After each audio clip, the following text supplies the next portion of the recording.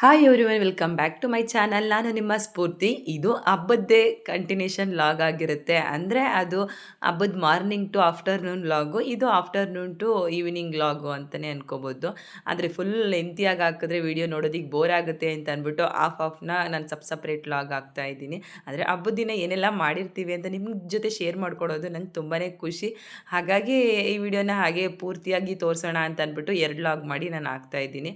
ಹಾಗೆ ಇನ್ನೂ ನನ್ನ ಚಾನಲ್ನ ಸಬ್ಸ್ಕ್ರೈಬ್ ಮಾಡದೆ ನೋಡ್ತಾ ಇದ್ರೆ ಪ್ಲೀಸ್ ಈಗಲೇ ಸಬ್ಸ್ಕ್ರೈಬ್ ಮಾಡಿಕೊಂಡೇ ನೋಡಿ. ಹಾಗೆ ಈ ವಿಡಿಯೋ ಇಷ್ಟ ಆದರೆ ಲೈಕ್ ಮಾಡಿ, ಶೇರ್ ಮಾಡಿ, ಕಮೆಂಟ್ ಮಾಡಿ. ಹಾಗೆ ನಿಮಗೆ ನನ್ನ ಬಗ್ಗೆ ಏನಾದರೂ ಕ್ವಶನ್ಸ್ ಇದ್ದರೆ ಹಾಗೆ ಅಲ್ಲೇ ಕಮೆಂಟ್ ಬಾಕ್ಸಲ್ಲಿ ತಿಳಿಸಿ. ಈಗ ಹಾಕ್ಬಿಟ್ಟು ಉಂಡೆ ಮಾಡ್ಬಿಟ್ಟು ಸಾಕು ದಿಡ್ಚಿನೋ. ಎಷ್ಟು ನಾವು ಎಷ್ಟು ಜನ ಇದ್ದೇವೆ? 6 5 ಅಷ್ಟೇ. ಆಮೇಲೆ ಬಂದು ಹೊತ್ಕೋದಾಯ್ತದ. ಮೇಲೆ ದೇವ್ರಿಗೆ 2, ನಮ್ಗೆ 5 7 ಜನ 7 ಸಾಕು ಚಿನ್ನ. 7 1 2 3 4 5 6 ಆಗೈತೆ. ಇನ್ನೊಂದಷ್ಟೇ ಲಾಸ್ಟ್. ಸಾಕಮ್ಮ?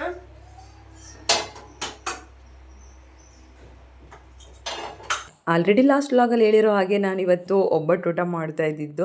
ತುಂಬ ದಿನ ಆದಮೇಲೆ ಒಬ್ಬಟ್ಟನ್ನು ಮನೇಲಿ ಮಾಡ್ತಾ ಇರೋದು. ಅಂದರೆ ಒಬ್ಬಟ್ಟು ಮಾಡೋದು ಸ್ವಲ್ಪ ರಿಸ್ಕು ಅಂತ ಅನಿಸುತ್ತೆ, ಬಟ್ ತುಂಬಾ ಇಷ್ಟ ನಮಗೆಲ್ಲ.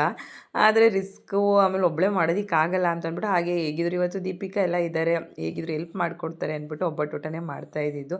ಅಂದರೆ ಪ್ರತಿ ವರ್ಷ ನಾನೇನು ದೇವರಿಗೆ ಒಬ್ಬಟ್ಟು ಇಟ್ಟು ಪೂಜೆ ಮಾಡ್ತಿರ್ಲಿಲ್ಲ. ಜಸ್ಟ್ ನಾನು ಯಾವಾಗಲೂ ಸಜ್ಜಿಗೆ ಮತ್ತು ಪುಳಿಯೋಗರೆನೇ ಇಟ್ಟು ರೂಢಿ ಮಾಡ್ಕೊಂಡು ಬಂದಿರೋದು. ಬಟ್ ಈ ವರ್ಷದಿಂದ ಏನೋ ಸ್ಪೆಷಲ್ಲು ಮಾಡೋಣ, ಹಾಗೆ ನೆಕ್ಸ್ಟ್ ಹೇಗಾಗುತ್ತೋ ಹಂಗೆ ಮಾಡ್ಕೊಂಡು ಹೋದ್ರೆ ಆಗುತ್ತೆ. ಮತ್ತು ಇಂಥದ್ದನ್ನೇ ಇಡಬೇಕು ದೇವ್ರಿಗೆ ಅಂತಂತನೂ ಅಂದ್ಕೊಂಡಿಲ್ಲ. ಯಾವುದಾಗುತ್ತೆ ನನ್ನ ಕೈಲಿ, ಯಾವುದಾಗುತ್ತೆ ದೇವ್ರಿಗೆ ಯಾವುದು ಇಷ್ಟಪಟ್ಟು ಮಾಡಿಸ್ಕೊಳ್ಳೋ ಥರ ಆಗುತ್ತೆ ಆ ರೀತಿ ಮಾಡಿ ಇಟ್ಟರೆ ಆಗುತ್ತೆ ಅಂತ ಅಂದ್ಬಿಟ್ಟು ಅದೇ ರೀತಿ ಅಂದ್ಕೊಂಡಿದ್ದೀನಿ. ಹಾಗೆ ಚಾರ್ವಿ ಕೂಡ ಒಬ್ಬಟ್ಟು ಮಾಡೋದಕ್ಕೆ ಹೆಲ್ಪ್ ಮಾಡ್ತಾ ಇದ್ದಾಳೆ. ಫಸ್ಟ್ ಅವಳು ಹೂರಣ ಎಲ್ಲ ಉಂಡೆ ಮಾಡಿಕೊಟ್ಲು. ದೀಪಿಕಾ ಎಲ್ಲ ಕಣಕ ಹಾಕಿ, ಕಣಕಕ್ಕೆ ಹೂರಣ ಎಲ್ಲ ಹಾಕಿ ಅವಳು ರೆಡಿ ಮಾಡಿಕೊಟ್ಲು. ತಟ್ಟೆ ಒರೆಸ್ಬಿಟ್ಟು ನೋಡು ಸಾಕಕ್ಕೆ.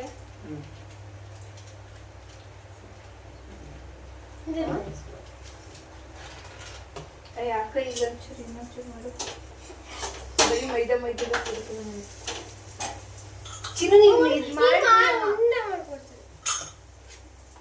ಚಿನ್ನೋದು ಆಗಲ್ಲ, ಇದು ಸರಿಯಲ್ಲ. ಇದು ಆಯ್ತು ಮಾಡ್ತಾಳೆ. ಸಾಕಲ್ವಮ್ಮ? ಚಿನ್ನು ಇದು ಹುಷಾರ ಮಾಡಬೇಕು. ಪ್ಲೀಸ್ ಸಾಕು ಸಾಕು. ಬಾಳೆಲೆಲ್ಲ ಹಾಕೋಗಿ ಹೋಗಿ ಬೇಗ ಜೋಡ್ಸೋಕೆ. ನೀನು ಹೋಯ್ತು ಕಣ ಬಿಡ್ಸೋಕೆ ಬದಲಾದ ಕಣ. ಎಲೆ ಕೊಡಿಸಿ ಊಟ ಬೇಡ. ಓ ಆಮೇಲೆ ಏನು ಬೇಡ, ಎಲೆ ಹಾಕ್ಬಿಟ್ಟು ಲೋಟ ಮಡಗಿ ಎಲ್ಲ ತಕ್ಕ ಲೋಟ ಒಂಚೂರು ಮಾಡ್ಬೋದು.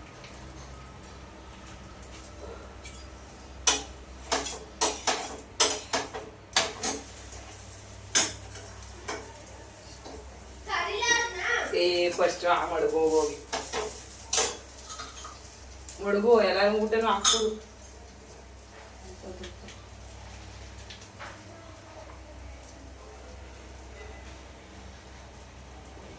ಹಾಗೆಯೂ ರೆಡಿ ಮಾಡಿಕೊಟ್ಟಂಗೆ ಅಲ್ಲೇ ಒಬ್ಬಟ್ಟು ತಟ್ಟಿ ಬೇಯಿಸ್ಕೊತಾ ಇದ್ದೆ. ಮತ್ತು ಫಸ್ಟು ನಾವು ದೇವ್ರಿಗೆ ಮತ್ತು ನಾವು ಈಗ ಸದ್ಯಕ್ಕೆ ತಿನ್ನೋದಕ್ಕೆ ಸಾಕು ಅಂತ ಅಂದ್ಕೊಂಡೆ. ಬಟ್ ಆಮೇಲೆ ನೋಡಿದ್ರೆ ಇನ್ನೊಂದು ಸ್ವಲ್ಪನೇ, ನಾನು ಜಾಸ್ತಿ ಏನು ಕಣಕ್ಕೆಲ್ಲ ರೆಡಿ ಮಾಡ್ಕೊಂಡಿರಲಿಲ್ಲ, ಸ್ವಲ್ಪನೇ ಮಾಡಿದ್ರಿಂದ ಇನ್ನು ಎಷ್ಟಾಗುತ್ತೆ, ಇನ್ನು ಸ್ವಲ್ಪನೇ ಆಗೋದು, ಅದನ್ನು ಮಾಡ್ಕೊಬಿಡೋಣ ಅಂತ ಅಂದ್ಬಿಟ್ಟು ಪುನಃ ಚಾರ್ವಿಕಲ್ಲಿ ಉಂಡೆ ಮಾಡಿಸ್ಕೊಂಡು ಅದನ್ನು ಕೂಡ ರೆಡಿ ಮಾಡ್ಕೊಬಿಡ್ತಾ ಇದ್ವಿ. ಆಮೇಲೆ ಒಂದೇ ಸಲ ಆಗಿಬಿಡ್ಲಿ, ಆಮೇಲೆ ಆಗೋದಿಲ್ಲ ಅಂತ ಅಂದ್ಬಿಟ್ಟು.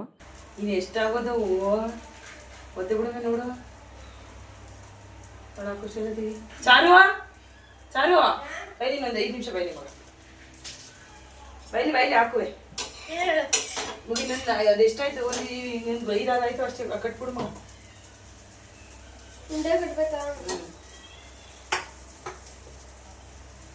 ಆಮೇಲೆ ಮತ್ತೆ ಇನ್ನೊಂದು ಸಲ ಓದಿದ್ದೀನಿ. ಊಟ ಮಾಡಿದ್ಮೇಲೆ ಸುಸ್ತಾದಂಗೆ ಆಗುತ್ತದೆ. ಆಮೇಲೆ ಊಟ ಮಾಡಿ ಒಂದು 10 ನಿಮಿಷ ಕೂತಿದ್ದು. ಆಮೇಲೆ ಎಲ್ಲ ಬೆಳಿಗ್ಗೆ ನೀವು ರೆಡಿ ಆಯ್ತಾರೋ ರೀ ಅದರೆಲ್ಲ ಬಿಡೋದು. ನಾನು ಬಂದು ರೆಡಿ ಆಯ್ತು.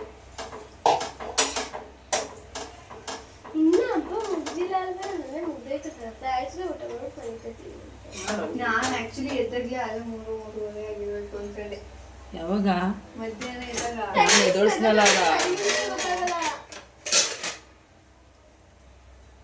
ಆಮೇಲೆ ನೋಡಿದ್ರೆ ಆಗೊಂದುವರೆ ಅನ್ನಲ್ಲ ನಾನು ಏನಂತ ಓಯ್ ಆಯ್ತು 1:30 ಆಯ್ತು ಆಗಿದ್ದು ಅದಕ್ಕಿಂತ ಮುಂಚೆ 1:30 ಆಗಿದ್ರಿ 12:30 ನಾ ಹೇಳ್ದೆ ಆಮೇಲೆ 1 ಅವರ್ ನಿದ್ದೆ ಮಾಡೋದಂದ್ರೆ ಇಲ್ಲ ಕಣಪ್ಪ 12:30 1 ಅವರ್ 1 ಗಂಟೆ ಆಯ್ತದ್ರ ನೀನಿದ್ದಾಗ ನಾನು ಕ್ರಾಫ್ಟಿಂಗ್ 1 ಅವರ್ ಗಂಟೆ ಮಾಡ್ತಾ ಇದ್ದೆ ಇನ್ನೊಂದು 2 ಎಕ್ಸ್ಟ್ರಾ ಮಾಡಿ ಏನಾಗೋದಿಲ್ಲ ಎಕ್ಸ್ಟ್ರಾ ಮಾಡ್ಬಿಟ್ಟು ಹೋಗು ನೀನು ಹಾಕೋ ಹೋಗಿ ಚಿನ್ನು ಹೂರ್ಣ ತಿಂದ್ರೆ ಏನಾಗುತ್ತೆ ನಾವು ಹೂರ್ಣ ಇದ್ರೆ ಅದ್ರೊಳಗೆ ಹಾಕ್ಬೋದು ಕಣ 2 ಎಕ್ಸ್ಟ್ರಾ ಮಾಡ್ಬಿಟ್ಟು ಹೋಗು ನೀನು ಇದು ಮಾಡೋದು ಹೂರ್ಣ ತಿಂದ್ರೆ ಏನು ಆಗಲ್ಲ. ನಮ್ಮ ಚಾರ್ವಿ ಚಿಕ್ಕವಳಾದ್ರೂ ಪ್ರತಿಯೊಂದಕ್ಕೂ ಕ್ಲಾರಿಫಿಕೇಷನ್ ಕೇಳ್ತಾಳೆ ಏನಾದರೂ ಒಂದು ಹೇಳಿದ್ರೆ ಏನಾದರೂ ಒಂದು ಹೇಳ್ತಾ ಇರ್ತಾಳೆ ಅವಳ ಜೊತೆ ಹೇಳಿ ಮಾತಾಡಿ ಮಾಡೋಷ್ಟ್ರಲ್ಲಿ ಸಾಕಾಗುತ್ತೆ. ಆಮೇಲೆ ನಾವು ಒಬ್ಬಟ್ಟೆಲ್ಲ ರೆಡಿ ಮಾಡ್ಕೊಳ್ಳೋಷ್ಟರಲ್ಲಿ ಚಾರ್ವಿ ಹೋಗ್ಬಿಟ್ಟು ಅವಳು ಬಾಳೆ ಎಲೆ ಎಲ್ಲ ಹಾಕಿ ಇವತ್ತು ಬಾಳೆ ಎಲೆ ಊಟನೇ ಮಾಡೋಣ ಅಂದ್ಕೊಂಡು ಆ ಬಾಳೆ ಎಲ್ಲ ಹಾಕ್ಬಿಟ್ಟು ಊಟ ಎಲ್ಲ ಹಾಕಿ ರೆಡಿ ಮಾಡ್ತಾಯಿದ್ರು. ಇನ್ನು ಒಬ್ಬಟ್ಟೆಲ್ಲ ಅಷ್ಟರಲ್ಲಿ ಇದೆ ಇನ್ನು ಮಿಕ್ಕಿದ್ದೆಲ್ಲ ರೆಡಿ ಮಾಡ್ಕೊಂಡು ತೊಗೊಬರ್ತೀನಿ ಅಂತ ಹೇಳಿದೆ.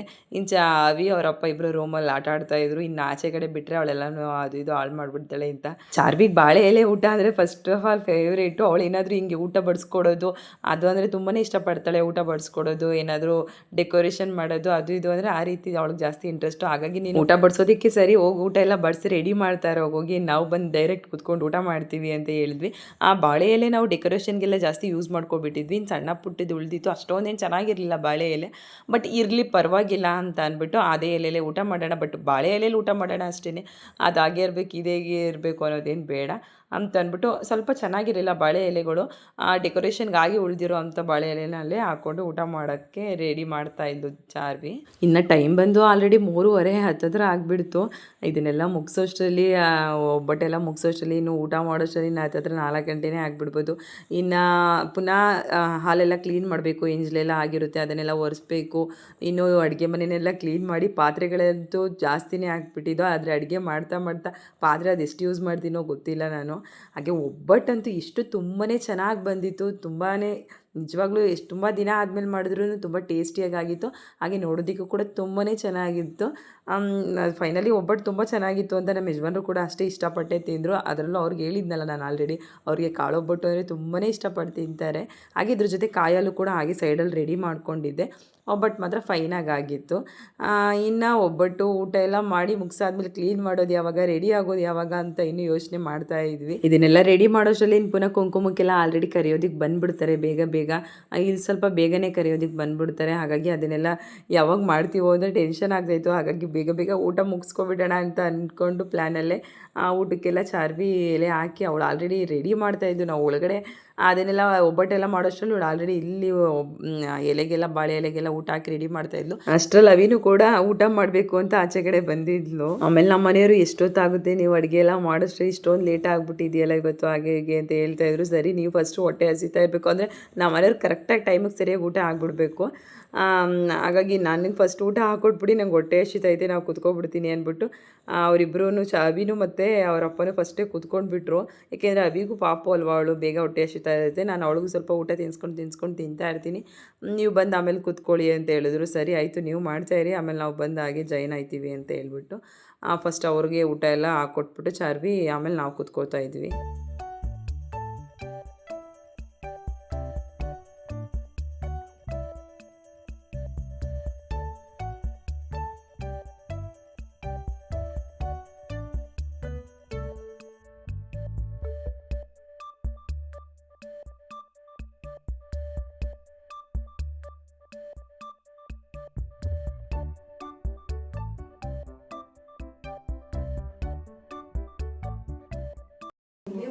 ಓಡಾಡಿ ನನಗೆ ಕಾಲೊಳಗೆ ಮಾಡ್ತೀನಿ. ನನ್ನ ಪಾಪಕ್ಕೆ ನಾನು ಅಡಿಕೆ ಎಲ್ಲ ಕೊಟ್ಬೋದು.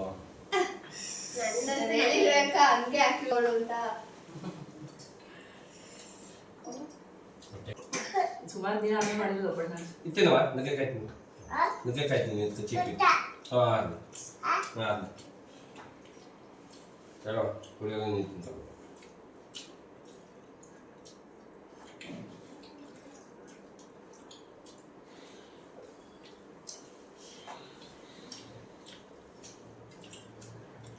ಮಜ್ಜಿಗೆ ಒಂದಿಷ್ಟು, ಉಪ್ಪಿನಕಾಯಿ ಒಂದಿಷ್ಟು, ಹಪ್ಪಳ ಒಂದಿಷ್ಟು. ಹಪ್ಪಳ ಹಾಕಿ ಇದ್ವಲ್ಲ ಹಪ್ಪಳ ಟೇಸ್ಟ್ ನೋಡೋದು ಬಿಳಿ ಹಪ್ಪಳ ಚೆನ್ನಾಗಿ ಆಗುವೇನೋ ಮನೇಲಿ ಮಾಡಿದ್ದು ರಾತ್ರಿ ಏನ್ ಮಾಡೋದು? ಚಾರ್ವಿ ನನ್ನ ಮತ್ತು ಯಜಮಾನ್ರು ಮಧ್ಯದಲ್ಲಿ ಅವಳು ಬಾಳೆ ಎಲೆ ಹಾಕ್ಕೊಂಡಿದ್ಲು, ಆದರೆ ನಾನು ಮಧ್ಯದಲ್ಲಿ ಕೂತ್ಕೋಬೇಕು ಅಂದ್ಬಿಟ್ಟು. ಹಾಗೆ ಯಜಮಾನ್ರು ಸುಮ್ಮನೆ ರೇಗಿಸ್ತಾಯಿದ್ರು, ನನ್ನ ಪಕ್ಕದಲ್ಲಿ ನನ್ನ ಹೆಂಡ್ತಿ ಅಲ್ವಾ ಕೂತ್ಕೊಳ್ಳೋದು ಅಂತ ಅಂದ್ಬಿಟ್ಟು. ಮತ್ತು ಊಟ ಎಲ್ಲ ತುಂಬಾ ಚೆನ್ನಾಗಿತ್ತು. ಬಟ್ ಉಪ್ಪಿನಕಾಯಿ ಒಂದು ತರಿಸ್ಬೇಕು ಅಂದ್ಕೊಂಡೆ, ಬಟ್ ತರಿಸೋದಕ್ಕೆ ಮರ್ತ್ಕೊಂಡ್ಬಿಟ್ಟೆ. ಇನ್ನು ಹಪ್ಪಳ ಹಾಕೋಣ ಅಂತ ಅಂದ್ಕೊಂಡೆ, ಟೈಮ್ ಆಗಿಬಿಡ್ತು, ಇನ್ನು ಬೇಡ ತೆಗಿ ಅಂತ ಅಂದ್ಬಿಟ್ಟು ಅದನ್ನು ಲೆಸ್ ಮಾಡಿಬಿಟ್ಟೆ. ಅದನ್ನೇ ಹೇಳ್ತಾ ಇದ್ದೆ, ಮಜ್ಜಿಗೆ ಒಂದು ಮಾಡಬೇಕಿತ್ತು, ಉಪ್ಪಿನಕಾಯಿ ಹಪ್ಪಳ 3 ಲೆಸ್ ಆಗಿಬಿಟ್ಟು. ಇಲ್ಲಾಂದರೆ ಊಟ ಸೇಮ್ ಮದುವೆ ಊಟದ ಥರನೇ, ಒಂಥರ ಫಂಕ್ಷನ್ ಊಟದ ಥರನೇ ಆಗಿತ್ತು. ಟೇಸ್ಟ್ ಕೂಡ ಅಷ್ಟೇ ಚೆನ್ನಾಗಾಗಿತ್ತು. ಇನ್ನು ಬೆಳಗ್ಗೆಯಿಂದ ಹಬ್ಬದ ಬ್ಯುಸಿಲಿ ಸರಿಯಾಗಿ ಏನೂ ಮಾತಾಡ್ದೇನೆ ಅದು ಇದು ಕೆಲಸದ ಮೇಲೆ ಬ್ಯುಸಿ ಆಗಿಬಿಟ್ಟಿದ್ದು. ಹಾಗಾಗಿ ಸಣ್ಣ ಪುಟ್ಟ ಮಾತಾಡಿಕೊಂಡು ಅದನ್ನು ಹಾಗೆ ಇದು ಹೀಗೆ ಅಂತ ಹೇಳ್ಕೊಂಡು ಮಾತಾಡಿಕೊಂಡೇ ಊಟ ಮಾಡಿದ್ವಿ. ಒಂಥರ ಊಟ ಕೂತ್ಕೊಂಡಾಗ ಏನಾದರೂ ಮಾತಾಡಬೇಕು ಅಂತ ಅನಿಸುತ್ತೆ. ಸುಮ್ಮನೆ ಅಂತೂ ಊಟ ಮಾಡೋದಿಲ್ಲ ನಾವು, ಅದರಲ್ಲೂ ಚಾರ್ವಿ ಅಂತೂ ಸುಮ್ಮನೆ ಕೂತ್ಕೊಂಡು ಊಟ ಮಾಡೋದಿಲ್ಲ. ಅವಳು ಅವಳಿಗೇನಾದರೂ ಅನಿಸ್ತಾ ಇದ್ದರೆ ಅಲ್ಲೇ ಮಾತಾಡ್ತಾ ಇರ್ತಾಳೆ. ಇನ್ನು ನಾವು ಕೂಡ ಅಷ್ಟೇ ಹಾಗೆ ಮಾತಾಡ್ಕೊಂಡು ಊಟ ಮಾಡ್ತಾಯಿದ್ವಿ.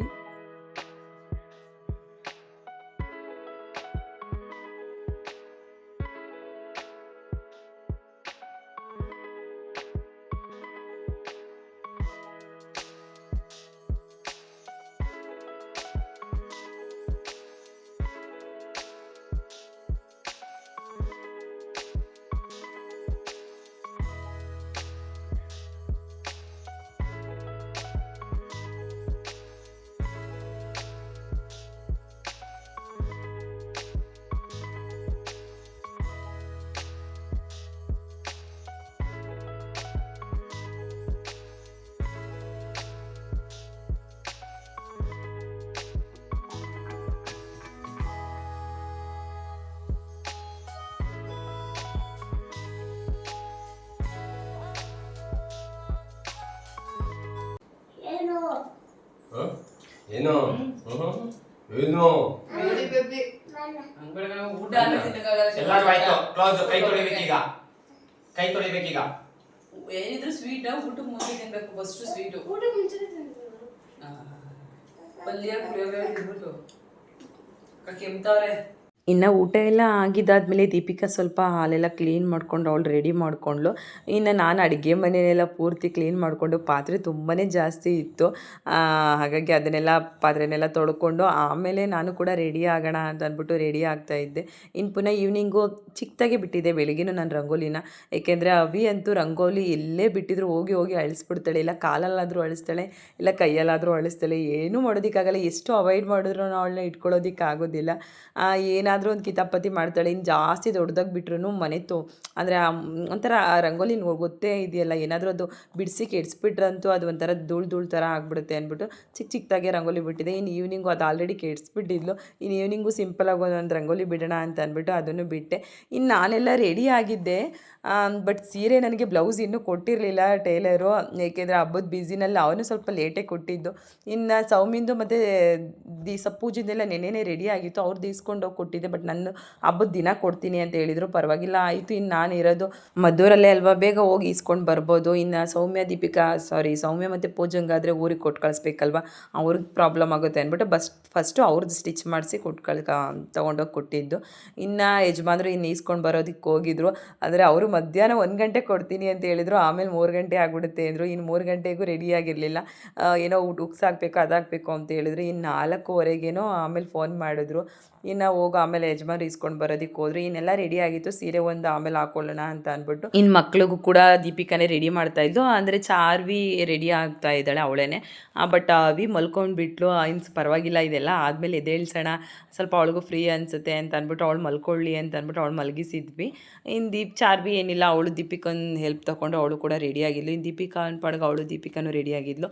ಅಷ್ಟರಲ್ಲಿ ನಾನು ಇದು ರಂಗೋಲಿ ಎಲ್ಲ ಬಿಟ್ಬಿಟ್ಟು ಪೂರ್ತಿ ಇದನ್ನೆಲ್ಲ ರೆಡಿ ಮಾಡಿ ಇಟ್ಬಿಟ್ಟು ಆಮೇಲೆ ನಾನು ಹೋಗಿ ಅಷ್ಟೆಲ್ಲ ಯಜಮಾನ್ರು ಈಸ್ಕೊಂಡು ಬಂದರು ಸೀರೆ ಬ್ಲೌಸ್ ಎರಡೂ. ಆಮೇಲೆ ನಾನು ರೆಡಿ ಆದೆ. ಬಟ್ ಅವಿನ ಈವ್ನಿಂಗು ಮಲಗಿಸೋದು ಬೇಡ, ಬೇಗ ಮಲ್ಕೊಂಡು ಬಿಟ್ಟಿರಲಿ ಅಂತ ಅಂದ್ಕೊಂಡ್ವಿ. ಬಟ್ ಮಧ್ಯಾಹ್ನ ಅವಳು ಮಲ್ಕೊಳ್ದೆ ಹೋದ್ಲು. ಹಾಗಾಗಿ ಈವ್ನಿಂಗ್ ಮಲ್ಕೋದು ಥರ ಆಯಿತು. ಮತ್ತು ಇನ್ನೇನು ನಾವೆಲ್ಲ ರೆಡಿ ಆಗ್ಬೇಕಾದ್ರೆ ಅವಳು ಸ್ವಲ್ಪ ಹಿಂಸೆನೇ ಮಾಡ್ತಾಳೆ. ಪರವಾಗಿಲ್ಲ, ಅವಳು ಮಲಗಿದ್ದೆದ್ಮೇಲೆ ಕೊನೆಯಲ್ಲೇ ರೆಡಿ ಮಾಡೋಣ ಆಮೇಲೆ ಅಂತ ಅಂದ್ಬಿಟ್ಟು ಮಲಗಿದ್ದಾಳೆ ಅವಳು. ಆಮೇಲೆ ನಾವು ರೆಡಿ ಮಾಡಬೇಕು ಅವಳನ್ನ ಎದ್ಮೇಲೆ. ಅಷ್ಟರಲ್ಲಿ ನಾನು ಪುನಃ ರೆಡಿ ಆಗೋಷ್ಟರಲ್ಲಿ ದೀಪಿಕಾ ಪುನಃ ತಟ್ಟೆ ಅಂದರೆ ಕೊಡೋರಿಗೆ ಅರ್ಶಿನ ಕುಂಕುಮಕ್ಕೆಲ್ಲ ರೆಡಿ ಮಾಡಿ ಇಟ್ಟಿದ್ದು. ಇನ್ನು ನಾನು ಲಾಸ್ಟ್ ಇಯರ್ ಬ್ಲೌಸ್ ಪೀಸ್ ಕೊಟ್ಟಿದ್ದೆ, ಈ ವರ್ಷ ಬ್ಲೌಸ್ ಪೀಸ್ ಏನು ಕೊಡ್ತಾ ಇಲ್ಲ. ಜಸ್ಟ್ ನೆಕ್ಸ್ಟ್ ಅರಿಶಿನ ಕುಂಕುಮ ಹಾಗೆ ಸ್ವೀಟು ಬಾಳೆಹಣ್ಣು ಇನ್ನು ಬಳೆಗಳು ತೆಂಗಿನಕಾಯಿ ಕೊಡ್ತಾಯಿದ್ದೀನಿ ಈ ವರ್ಷ. ಏಕೆಂದರೆ ಬ್ಲೌಸ್ ಪೀಸ್ ಒಬ್ಬೊಬ್ರಿಗೆ ಇಷ್ಟ ಆಗುತ್ತೆ, ಒಬ್ಬೊಬ್ರಿಗೆ ನಾವು ಕೊಡ್ಸೋದು ಇಷ್ಟ ಆಗೋದಿಲ್ಲ, ಅದು ಹೊಲ್ಸ್ಕೊಳ್ಳಲ್ವೋ ಅನ್ನೋದು ಒಂಥರ ಏನೋ ಒಂದು ಇದು. ಹಾಗಾಗಿ ಬ್ಲೌಸ್ ಪೀಸು ಸುಮ್ಮನೆ ಅಂದರೆ ಕಾಯಿ ಬಾಳೆಹಣ್ಣು ಏನೇ ಕೊಟ್ಟರು ಯೂಸ್ ಆಗೇ ಆಗುತ್ತೆ. ಬಟ್ ಬ್ಲೌಸ್ ಪೀಸು ಸ್ವಲ್ಪ ಜನ ಯೂಸ್ ಮಾಡ್ಕೋತಾರೆ, ಸ್ವಲ್ಪ ಜನ ಅವ್ರಿಗೆ ಇಷ್ಟ ಆಗೋದಿಲ್ಲ, ಹಾಗಾಗಿ ಯೂಸ್ ಮಾಡ್ಕೊಳ್ಳಲ್ಲ. ನೋಡೋಣ, ನೆಕ್ಸ್ಟ್ ಇಯರ್ ಸ್ವಲ್ಪ ಕಾಸ್ಟ್ಲಿ ಇದೆ, ಬೇಕಾದರೆ ಸ್ವಲ್ಪ ತಂದ್ಕೊಡೋಣ. ಈ ವರ್ಷ ಬೇಡ ಅಂದ್ಬಿಟ್ಟು ನಾನು ಬ್ಲೌಸ್ ಪೀಸ್ ಏನು ತೊಗೊಂಡು ಬಂದಿಲ್ಲ. ಮೇಯ್ನ್ ಕಾಯಿ ಬಾಳೆಹಣ್ಣು ಬಳೆ ಅರಿಶಿನ ಕುಂಕುಮ ಸ್ವೀಟು ಎಲೆ ಅಡಿಕೆ ಇದೇನೇ ಅಲ್ವಾ ಮೇಯ್ನು, ಹಾಗಾಗಿ ಅದನ್ನೇ ಇಟ್ಟಿದ್ದೀನಿ. ಮತ್ತು ಇನ್ನು ಬೆಳಿಗ್ಗೆ ನಾನು ದೇವ್ರಿಗೆ ಹೂವನ್ನ ಸಿಂಪಲ್ಲಾಗಿ ಮುಡಿಸಿದ್ದೆ. ಅದು ಸ್ವಲ್ಪ ಇವಾಗ ಜಾಸ್ತಿ ಬಿಸಿಲಲ್ವ, ಆಲ್ರೆಡಿ ಒಣಗೋದಂಗೆ ಆಗಿತ್ತು. ಇವಾಗ ಹೂವು ಚೇಂಜ್ ಮಾಡಿ ಮಲ್ಲಿಗೆ ಹೂವನ್ನ ಮುಡಿಸಿ, ಮತ್ತು ತಾವರೆ ಹೂವನೂ ಅಷ್ಟೇ ಫುಲ್ಲು ಬೆಳಿಗ್ಗೆ ತುಂಬಾ ಚೆನ್ನಾಗಿತ್ತು. ಅದು ತುಂಬ ನೋಡೋದಕ್ಕೆ ಒಂಥರ ಲುಕ್ಕಾಗಿತ್ತು ತಾವರೆ ಹೂವು. ಬಟ್ ಸಂಜೆ ಅಷ್ಟರಲ್ಲಿ ಆಲ್ರೆಡಿ ಸುತ್ತ ಎಲ್ಲ ಬಾಡೋದಂಗೆ ಆಗಿತ್ತು. ಯಾಕೋ ಗೊತ್ತಿಲ್ಲ, ಬಾಡೋಗಿರೋ ಹೂವಿನಲ್ಲಿ ಪುನಃ ಪೂಜೆ ಮಾಡೋದಕ್ಕೆ ಬೇಜಾರಾಗ್ತಾಯಿತ್ತು. ಹಾಗಾಗಿ ಆ ಬಾಡೋಗಿರೋ ಹೂವನ್ನೆಲ್ಲ ಕಿತ್ತಾಕಿ ಮಧ್ಯದಲ್ಲಿರೋ ಹೂವು ಮಾತ್ರ ಇಟ್ಟು, ಇನ್ನು ಮಲ್ಲಿಗೆ ಹೂವನ್ನೆಲ್ಲ ಇಟ್ಟು ಆಮೇಲೆ ಪೂಜೆಗೆ ರೆಡಿ ಮಾಡ್ತಾಯಿದ್ದೀನಿ. ಹಾಗೆ ಅವಾಗವಾಗ ಎಣ್ಣೆ ಖಾಲಿ ಆದಂಗೆ, ತುಪ್ಪ ಖಾಲಿ ಆದಂಗೆ ಅವಾಗವಾಗ ಅಲ್ಲಲ್ಲೇ ಹಾಕಿ ಬಿಟ್ಬಿಟ್ಟು ಫಿಲ್ ಮಾಡಿಬಿಟ್ಟು ಆಮೇಲೆ ಪೂಜೆ ಮಾಡೋದಕ್ಕೆ ರೆಡಿ ಮಾಡ್ತಾಯಿದ್ದೀನಿ. ಮತ್ತು ಬೆಳಿಗ್ಗೆ ಪೂಜೆ ಮಾಡಿದಾಗ ನಾನು ಸಜ್ಜಿಗೆ ಇಟ್ಟಿದ್ದೆ, ಆಮೇಲೆ ಸಜ್ಜಿಗೆ ಎತ್ಕೊಂಡು ಪುಳಿಯೋಗರೆ ಇಟ್ಟಿದ್ನಲ್ಲ ಪ್ರಸಾದಕ್ಕೆ, ಅದನ್ನು ಕೂಡ ಇವಾಗ ತೆಗೆದುಬಿಡ್ತಾ ಇದ್ದೀನಿ. ಇನ್ನು ಪುಳಿಯೋಗರೆ ಪುನಃ ನೈಟ್ಗಾದರೆ ಯಾರು ಇಷ್ಟಪಟ್ಟು ತಿನ್ನೋದಕ್ಕಾಗಲ್ಲ, ಸುಮ್ಮನೆ ದೇವ್ರ ಮೇಲೆ ಮುಂದೆ ಇರೋ ಪ್ರಸಾದನ ವೇಸ್ಟ್ ಮಾಡೋದಕ್ಕೆ ಇಷ್ಟ ಆಗಲ್ಲ ಅಂತ ಅಂದ್ಬಿಟ್ಟು ಅದನ್ನು ಬೇಕಾದರೆ ಆಮೇಲೆ ತಿನ್ಕೊಬಿಡೋಣ ನಾವು, ಪೂಜೆ ಎಲ್ಲ ಆದಮೇಲೆ ಪುಳಿಯೋಗರೆನ ದೇವ್ರ ಪ್ರಸಾದ ಅಂತ ಅಂದ್ಬಿಟ್ಟು ಅದನ್ನು ಎತ್ತಿಟ್ಬಿಟ್ಟು, ಹಾಗೆ ಈಗ ಫ್ರೆಶ್ಶಾಗಿ ಒಬ್ಬಟ್ಟು ಮಾಡಿ ದೇವರಿಗೆ ಫಸ್ಟೇ 2 ಎತ್ತಿಟ್ಬಿಟ್ಟಿದೆ. ನಾವು ಊಟ ಮಾಡೋದಕ್ಕೆ ಮುಂಚೆನೇ, ನಾವು ಊಟಕ್ಕೆ ಅಂತ ಯೂಸ್ ಮಾಡೋದಕ್ಕೆ ಮುಂಚೆನೇ ದೇವರಿಗೆ 2 ಫಸ್ಟೇ ಬೇಯಿಸಿ ಎತ್ತಿಟ್ಟಿದ್ದೆ. ಆ ಒಬ್ಬಟ್ಟನ್ನ ದೇವ್ರ ಮುಂದೆ ಇಟ್ಟು ಇವಾಗ ಪೂಜೆ ಮಾಡೋದಕ್ಕೆ ರೆಡಿ ಮಾಡ್ತಾಯಿದ್ದೀನಿ. ಅಷ್ಟರಲ್ಲಿ ಇದು ಒಂದು ನಾನು ಮೀಶೋದಲ್ಲಿ ಆರ್ಡರ್ ಮಾಡಿದ್ದೆ, ಚಾರ್ವಿ ದೀಪ ಹಚ್ತಾ ಇದ್ದಾಳಲ್ಲ ಅದನ್ನು. ಬಟ್ ಅದಕ್ಕೆ ಬತ್ತಿ ಹಾಕಿ ಹಚ್ಬೋದಿತ್ತು, ಬತ್ತಿ ಹಾಕಿ ಮೇಂಟೈನಿಂಗ್ ಕಷ್ಟ, ಮತ್ತು ಎಣ್ಣೆನೇ ಹಾಕಿದ್ರೆ ಎಲ್ಲ ಸುರಿದೋಗ್ಬಿಡುತ್ತೆ ಅಂತ ಅಂದ್ಬಿಟ್ಟು ಈ ರೀತಿ ಕ್ಯಾಂಡಲ್ನ ಹಚ್ಚಿ ಹಾಗೆ ಪಕ್ಕದಲ್ಲಿ ಒಂದೊಂದು ಹೂ ಇಟ್ಟು ಹಾಕ್ತಾಯಿದ್ದೀವಿ. ತುಂಬಾ ಚೆನ್ನಾಗಿ ಕಾಣಿಸ್ತಾ ಇತ್ತು ಅದನ್ನು. ಬಟ್ ಮೀಶೋದಲ್ಲಿ ಆರ್ಡರ್ ಮಾಡಿದಾಗ ನಿಮ್ಮ ಜೊತೆ ಶೇರ್ ಮಾಡ್ಕೊಳ್ಳೋಣ ಅಂದ್ಕೊಂಡೆ, ಬಟ್ ಅದು ಹಾಗೆ ಮರ್ತೋಗ್ಬಿಟ್ಟಿದ್ದೆ. ಮತ್ತು ಆ ತಾಂಬಟ್ಲು ಅಷ್ಟೇ ನಾನು ಮೀಶೋದಲ್ಲೇ ಆರ್ಡರ್ ಮಾಡಿದ್ದು. ಎರಡು ಕೂಡ ತುಂಬಾ ಕಡಿಮೆ ಪ್ರೈಸಲ್ಲಿ ನನಗೆ ತುಂಬ ಒಳ್ಳೆ ಪ್ರಾಡಕ್ಟ್ ಸಿಕ್ತು. ಆ ತಾಂಬಟ್ಲು ನಾನು ಪ್ಲಾಸ್ಟಿಕ್ ತವರೆ ಹೂ ಹಾಕಿದ್ದೀನಲ್ಲ ಅದು, ಮತ್ತು ಇದು 2 ನಾನು ಮೀಶೋದಲ್ಲೇ ಆರ್ಡರ್ ಮಾಡಿದ್ದು.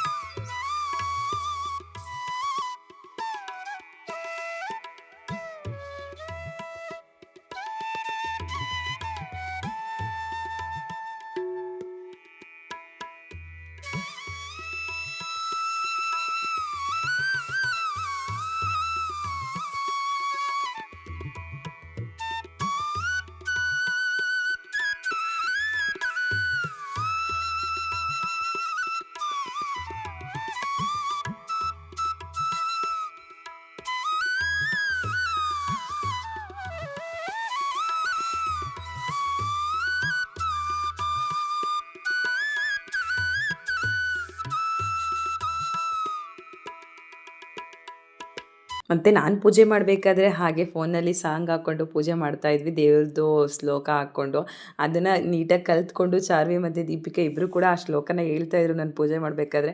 ಬಟ್ ಅದನ್ನು ನಾನು ಹಾಕಬೇಕಿತ್ತು, ಬಟ್ ಕಾಪಿರೈಟ್ ಬಂದುಬಿಡುತ್ತೆ, ಇನ್ನು ಫೋನಲ್ಲೂ ಸಾಂಗ್ ಬರ್ತಾಯಿತ್ತಲ್ಲ ಅಂತ ಅಂದ್ಬಿಟ್ಟು, ಬಟ್ ಅದನ್ನು ಹಾಕೋದಕ್ಕಾಗಿಲ್ಲ. ಇನ್ನು ಕಾಪಿರೈಟ್ ಬಂದರೆ ಅದು ಪ್ರಾಬ್ಲಮ್ ಆಗುತ್ತೆ ಅಂತ ಅಂದ್ಬಿಟ್ಟು ಇನ್ನು ನಾನು ಪೂಜೆ ಎಲ್ಲ ಆದಮೇಲೆ ಇನ್ನು ಚಾರ್ವಿ ಆ್ಯಸ್ ಯೂಶ್ವಲ್ ಅವಳು ಪೂಜೆ ಮಾಡಲೇಬೇಕು. ಇನ್ನು ಚಾರ್ವಿ ಮಾಡಿ ದೀಪಿಕಾನೂ ಕೂಡ ಪೂಜೆ ಮಾಡಿ ಎಲ್ಲ ಎಲ್ಲ ಮುಗಿಸಿದ್ವಿ. ಇನ್ನೂ ಅವಿ ಎದ್ದಿರಲಿಲ್ಲ.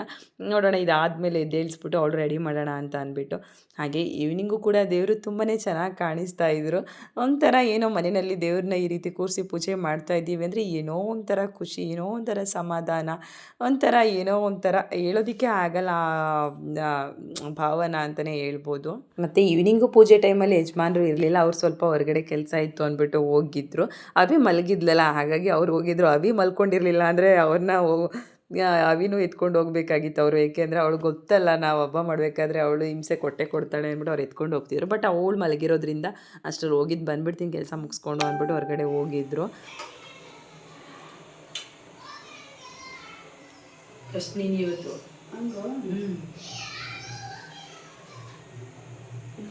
ಯಾರು ಕೊಟ್ಟಿಲ್ಲ. ಇನ್ಮೇಲೆ ಬರ್ತಾರಲ್ಲ, ಒಂದೇ ಸಲ ಬರ್ತಾರೆ ಅಲ್ವಾ ಎಲ್ಲರೂ ಕಾಯಿ ತಗೋ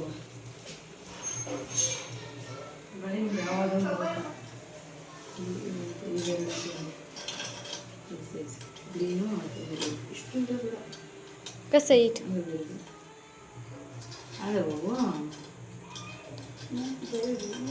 ಇವೆಲ್ಲ ಒಂದು ಸೈಜು, ಈ ಗ್ರೀನು ಇದು ಒಂದು ಸೈಜು.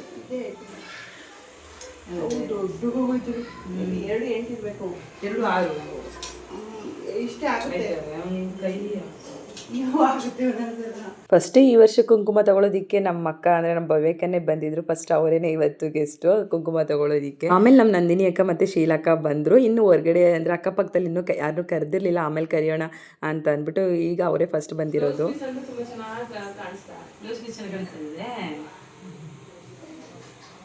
ನಾಳೆ ಹಾಕೋಬಿಟ್ರಾ ಪವ್ಯಕ್ಕೊಂದು ಪೆಂಡೆ ನೋಡ್ಬಿಟ್ಟು ಸಲ ನೋಡ್ಬಿಟ್ಟಿಲ್ವಾ?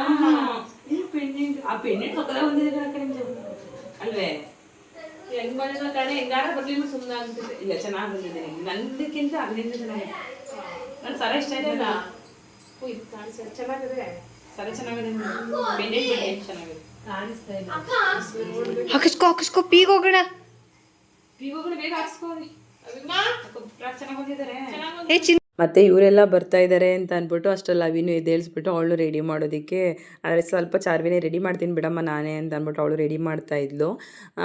ಏಕೆಂದರೆ ಇನ್ನು ಅವ್ರು ಬರ್ತಾ ಇರ್ತಾರೆ, ಕೇಳ್ತಾ ಇರ್ತಾರೆ. ಮಕ್ಳನ್ನ ಮೇಯ್ನ್ ಮನೆಯಲ್ಲಿ ಮಕ್ಳು ಏನು ಮಾಡ್ತಾರೆ ಏನೋ ಅವರು ನೋಡೋದಕ್ಕೆ ಇಷ್ಟಪಡ್ತಾರಲ್ವ, ಹಾಗಾಗಿ ಅವಳು ರೆಡಿ ಮಾಡಿಬಿಡೋಣ ಅಂದ್ಬಿಟ್ಟು ರೆಡಿ ಮಾಡಿಸ್ತಾ ಇದ್ದೆ. ಮತ್ತು ಬಳೆನ ನಾನು ಒಂದು ಸಪ್ರೇಟೇ ಒಂದು ಪ್ಲೇಟ್ಗೆ ಹಾಕಿಟ್ಬಿಟ್ಟಿದ್ದೆ. ಏಕೆಂದರೆ ಎಲೆ ಅಡಿಕೆ ಜೊತೆ 2 ಬಳೆನ ನಾವು ಡಿವೈಡ್ ಮಾಡಿ ಇಟ್ಟರೆ ಒಬ್ಬೊಬ್ಬರು ಸೈಜ್ ಒಂದೊಂದು ಥರ ಇರುತ್ತೆ. ಒಬ್ಬೊಬ್ರಿಗೆ ಆಗುತ್ತೆ, ಒಬ್ರಿಗೆ ಆಗೋದಿಲ್ಲ. ಹಾಗಾಗಿ ಸುಮ್ಮನೆ ಇನ್ನು ಆಗದೇ ಇರೋದನ್ನು ಅವ್ರಿಗೆ ನಾನು ಕೊಟ್ಟಾಗ ಅವ್ರು ಸುಮ್ಮನೆ ತೊಗೊಂಡೋಗಿ ಮನೇಲಿ ಹಾಗೆ ಇಟ್ಬಿಡ್ತಾರೆ. ಬಟ್ ಹಾಕೊಳ್ಳೋ ಥರ ಇರಬೇಕು, ಅವ್ರಿಗೆ ಯೂಸ್ ಆಗಬೇಕು. ನಾವು ಕೊಡೋದು ಯಾವುದೇ ವಸ್ತು ಆದರೂ ಅಷ್ಟೇ ನಾವು ಅವ್ರಿಗೆ ಯೂಸ್ ಆಗೋ ಥರನೇ ಇರಬೇಕು. ನಾವು ಸಣ್ಣದೇ ಕೊಡಲಿ ದೊಡ್ಡದೇ ಕೊಡಲಿ, ಅದು ಬಟ್ ಯೂಸ್ ಆಗಬೇಕು. ಅದು ಒಂದು ನನ್ನ ಮೈಂಡಲ್ಲಿದೆ. ಹಾಗಾಗಿ ಬಳೆನ ನಾನು ಚಿಕ್ಕ ಸೈಜು, ದೊಡ್ಡ ಸೈಜು, ಹಾಗೆ ಮೀಡಿಯಮ್ ಸೈಜು 3 ಸೈಜನ್ನು ನಾನು ಇಟ್ಟಿದ್ದೆ ಒಂದು ಪ್ಲೇಟಲ್ಲಿ. ಅವ್ರಿಗೆ ಯಾವ್ದು ಬೇಕೋ ಅದನ್ನು ಎತ್ಕೊಂಡು ಹಾಕೊಳ್ಳೋದಕ್ಕೆ ಸರಿ ಹೋಗುತ್ತೆ. ಮತ್ತು ಅವ್ರಿಗೆ ಯಾವ ಕಲರ್ ಇಷ್ಟ ಅದನ್ನು ಎತ್ಕೊಂಡು ಹಾಕ್ಕೊಳ್ಳಿ ಅಂದ್ಬಿಟ್ಟು, ನಾನು ಕೊಡೋದಕ್ಕಿಂತ ಅವ್ರು ಎತ್ಕೊಂಡು ಹಾಕ್ಕೊಳ್ಳಿ ಅಂತ ಅಂದ್ಬಿಟ್ಟು ನಾನು ಆ ರೀತಿ ಮಾಡಿದ್ದೆ. ಬಟ್ ಒಬ್ಬೊಬ್ಬರು ಜೊತೆಯಲ್ಲೇ ಕೊಡ್ತಾರೆ, ಅದು ಅವ್ರವ್ರಿಗೆ ಇಷ್ಟ, ಅವ್ರವ್ರ ಇಷ್ಟಕ್ಕೆ ಬಿಟ್ಟಿದ್ದು. ಮತ್ತು ಎಲ್ಲ ರೆಡಿ ಆದ್ವಿ. ಹಾಗೆ ಇನ್ನು ಯಜಮಾನರು ಕೂಡ ಬಂದರು. ಇನ್ನು ಸ್ವಲ್ಪ ಹಾಗೆ ಫೋಟೋಸ್ ಎಲ್ಲ ತೆಗೆಸ್ಕೊಬಿಡೋಣ ಅಂತ ಅಂದ್ಬಿಟ್ಟು ಅವಿನೂ ಎಲ್ಲ ರೆಡಿ ಮಾಡಿದ್ವಲ್ಲ. ಬಟ್ ಅವಳು ಸರಿಯಾಗಿ ಫೋಟೋಗೆ ನಿಂತ್ಕೊಳ್ಳೋದಿಲ್ಲ. ನಾವು ಹೇಳಿ ನಿಲ್ಲಿಸ್ಬೇಕು. ಏನೋ ಅವಳದೇನೋ ಒಂದು ಕಿತಾಪತಿ ಇದ್ದೇ ಇರುತ್ತೆ. ಹಾಗಾಗಿ ಒಂದು ಸ್ವಲ್ಪ ಹಾಗೆ ಫೋಟೋಸ್ ತೆಗೋಬಿಡೋಣ ಅಂತ ಅಂದ್ಬಿಟ್ಟು ದೀಪಿಕಾ ಸ್ವಲ್ಪ ಫೋಟೋಸ್ ಎಲ್ಲ ತೆಗೆದ್ಲು. ಏನೋ ಒಂಥರ ರೆಡಿ ಆಗಿದ್ದೀವಿ ಅಂದರೆ ಫೋಟೋಸ್ ತೆಗೆಸ್ಕೊಂಡ್ರೆ ಅದೊಂಥರ ಫುಲ್ಫಿಲ್ ಅನಿಸುತ್ತೆ. ನನಗಂತೂ ಹಾಗೇ ಒಂಥರ ನಾನು ರೆಡಿ ಆದಾಗ ಫೋಟೋಸ್ ತೆಗೆಸ್ಕೊಂಡ್ರೆ ಅದೊಂಥರ ಕಂಪ್ಲೀಟ್ ಅನಿಸುತ್ತೆ. ಇನ್ನು ಅಕ್ಕಪಕ್ಕ ಮನೆಯವರೆಲ್ಲ ಕುಂಕುಮಕ್ಕೆ ಬರ್ತಾಯಿದ್ರು. ಹಾಗೆ ನಾನು ಹೋಗಬೇಕಾಗಿತ್ತು. ಆದರೆ ಎಲ್ಲರ ಮನೆಯದು ವೀಡಿಯೋ ಮಾಡೋದಕ್ಕಾಗೋದಿಲ್ಲ. ಆಮೇಲೆ ಎಲ್ಲರೂ ಬಂದಾಗೂ ವೀಡಿಯೋ ಮಾಡ್ಕೊಳ್ಳೋದಕ್ಕಾಗೋದಿಲ್ಲ. ಅಂದರೆ ಒಬ್ಬೊಬ್ರು ಕಂಫರ್ಟಬಲ್ ಇರುತ್ತೆ ಒಬ್ಬೊಬ್ರಿಗೆ ಅನ್ಕಂಫರ್ಟಬಲ್ ಫೀಲ್ ಆಗುತ್ತೆ. ಹಾಗಾಗಿ ಎಲ್ಲರದು ವೀಡಿಯೋ ಮಾಡೋದಕ್ಕೆ ಹೋಗಲಿಲ್ಲ.